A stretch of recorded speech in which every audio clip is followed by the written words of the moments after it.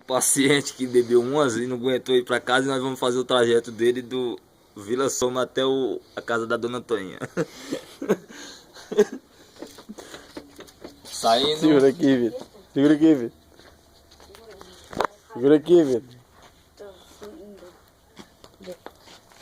Agora a gente vai mostrar a melhor maneira de acabar com a loucura de um bêbado. Calma aí. No transporte. Com destino à Rua do Curral.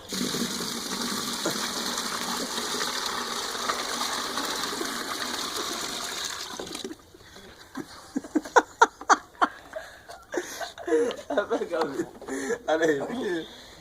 Ei, pô, olha o vídeo dele. É. A cabeça dele. Olha, miséria. A cabeça dele. Olha o vídeo dele. Tira a cabeça, filho. Banhar. Segura ele que ele caiu agora. Agora ele segura. Segura. Segura a gaiola. Vai, pô. Põe ele. Mas deixa a roupa nele. Segura a gaiola, ele vai descer, viado. Ele louco. Segura ele. Vai. Vai. Deita aí, meu pai. Vai cortar a brisa que tu tá muito louco. Vai pra cá, Vitor. Ué, ele vai segurando ele, caralho. Se deita aí. Não tem como mais eu. Vai não. Fica aí, miséria. Nós vamos te levar pra cá, nós vamos te trocar. Eu. Dá.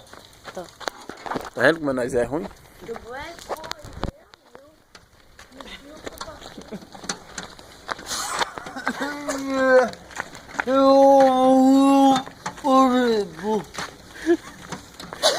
Bebe demais, filho.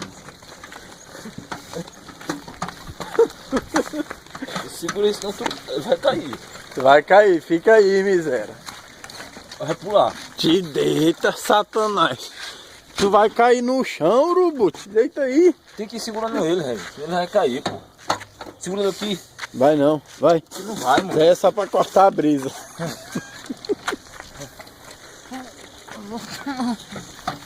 Nossa, mano.